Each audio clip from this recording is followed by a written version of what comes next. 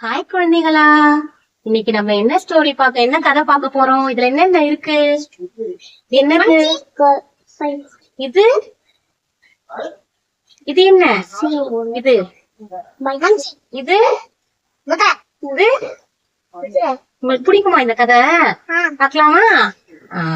ஒரு அடர்ந்த காடு இருந்துச்சாம். அந்த காட்டுல ஒரு ஆத்தங்கரை ஓரம் பக்கத்துல ஒரு நாவல் பழ மரம் இருந்துச்சாம். அங்க நிறைய கொத்து கொத்தா டெய்லி நாவல் பழ மரம் பழம் வந்து காய்க்குமா. ஒரு குரங்கு என்ன பண்ணுச்சு, அந்த டெய்லி அந்த மரத்துல இருந்து பழம் எடுத்து எடுத்து சாப்பிடும். அந்த குரங்குக்கு வந்து அந்த பழம் வந்து ரொம்ப பிடிக்கும், அதனால ரொம்ப சாப்பிட்டுட்டு இருக்குமா. அத ஒரு நாள் இந்த முதலை வந்து பாத்துட்டே இருந்துட்டு வந்து அதுகிட்ட கேட்டுச்சான், நண்பா நீ டெய்லியுமே இந்த மரத்துல இருந்து அந்த பழம் சாப்பிடுறியே, அது எப்படி இருக்கும், நல்லா இருக்குமா அப்படின்னா. ரொம்ப ருசியா இருக்கும், உங்களுக்கும் வேணுமா அப்படின்னு கேட்கும் போது, ஆமா எனக்கும் வேணும், கொஞ்சம் தரீங்களா அப்படின்னு கேட்டு உடனே குரங்கு வந்து அதுல இருந்து பழம் பறிச்சு முதலைக்கு கொடுத்துச்சான். கொடுத்தோடனே முதலையும் டெய்லி சாப்பிட்டு அவங்க ரெண்டு பேரும் ஃப்ரெண்ட்ஸ் ஆயிட்டாங்களாம். ஃப்ரெண்ட்ஸ் ஆயிட்டோடனே இந்த முதலைக்கு ஒரு மனைவி இருக்கா. அது என்ன பண்ணுச்சா, என்னோட மனைவிக்கும் கொஞ்சம் பழம் வேணும், கொஞ்சம் தரியா அப்படின்னு கேட்கும் போது குரங்கு முதலைக்கு கொஞ்சம் பழங்கள் பறிச்சு கொடுத்துச்சான். அப்ப அந்த முதலை தன்னோட மனைவிக்கு எடுத்துட்டு போய் அந்த பழங்களை கொடுத்துட்டு தன்னோட குரங்கு நண்பனை பத்தியும் நல்லா பெருமையா சொல்லிச்சான். எனக்கு ஒரு நண்பன் இருக்கான், அவன் தான் இந்த பழம்லாம் எனக்கு டெய்லி தருவான் அப்படின்னு சொல்லிட்டு.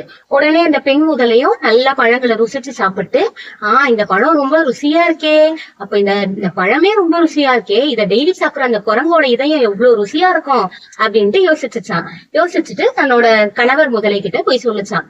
இந்த மாதிரி எனக்கு இந்த குரங்கோட இதயம் வேணும், நீங்க எனக்காக எடுத்துட்டு வந்து தரீங்களா அப்படின்ட்டு கேட்டுச்சான்.